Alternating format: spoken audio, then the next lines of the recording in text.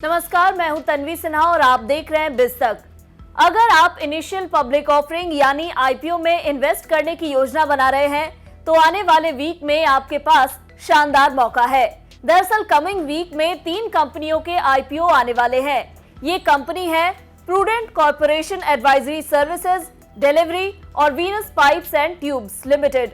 आज हम आपको बताएंगे इस सप्ताह बाजार में उतरने जा रही लॉजिस्टिक स्टार्टअप कंपनी डिलीवरी के बारे में। डिलीवरी का आईपीओ 11 मई को खुलेगा, जबकि एंकर इन्वेस्टर्स के लिए बिडिंग आईपीओ खुलने के एक दिन पहले यानी 10 मई को खुल जाएगी।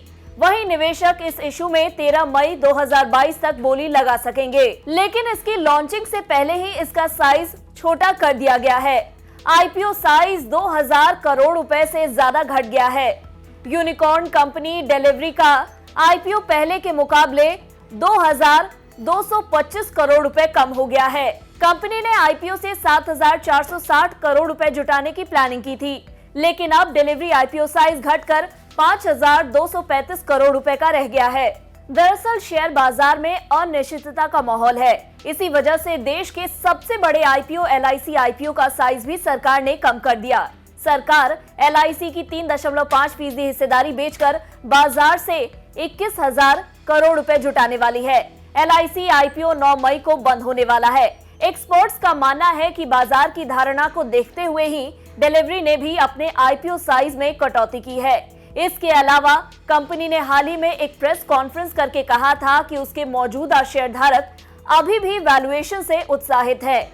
वहीं कंपनी ने अपने एनालिसिस में पाया कि फ्यूचर की योजनाओं और अधिग्रहणों के लिए उसे महज 4000 करोड़ रुपए की जरूरत है, इसलिए उसने आईपीओ का साइज घटा दिया है। चलिए अब डिलीवरी आईपीओ की दूसरी डिटेल्स पर भी नजर डाल लेते हैं। कंपनी ने आईपीओ के लिए प्रति शेयर प्राइस बैंड 462 से 487 रुपए तय किया है।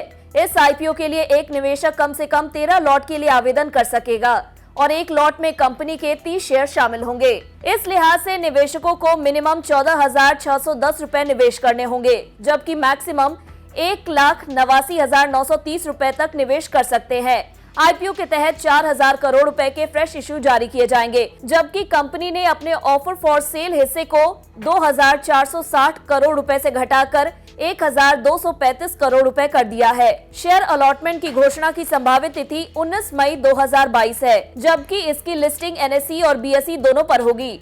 शेयर लिस्टिंग की संभावित तिथि 24 मई 2022 है। Link in time India private limited को पब्लिक इशू के आधारित रजिस्ट्रार के रूप में नियुक्त किया गया है।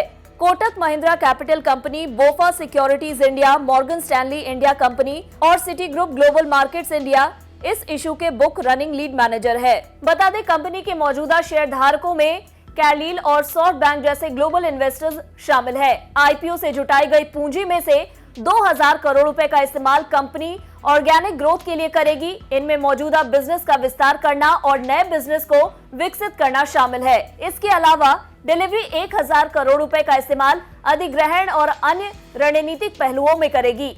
बता दें, ई कॉमर्स लॉजिस्टिक डिलीवरी का नेटवर्क देश भर में है। 30 जून 2021 तक के आंकड़ों के मुताबिक वह 17,045 पिन कोड में सेवाएं देती है। अगर आपको हमारे इस वीडियो में दी गई जानकारी पसंद आई हो तो इसे ज्यादा से ज्यादा लोगों के बीच में शेयर करें, साथ ही इसे लाइक करें और कमेंट कर बताएं कि आपको क्या लगता है कि इस आईपीओ के जरिए क्या डिलीवरी कंपनी जितने पैसे जुटाने का प्रयास कर रही है उतने जुटा पाएगी। और हमारे चैनल बिज़ तक को सब्सक्राइब करना ना भूले। धन्यवाद।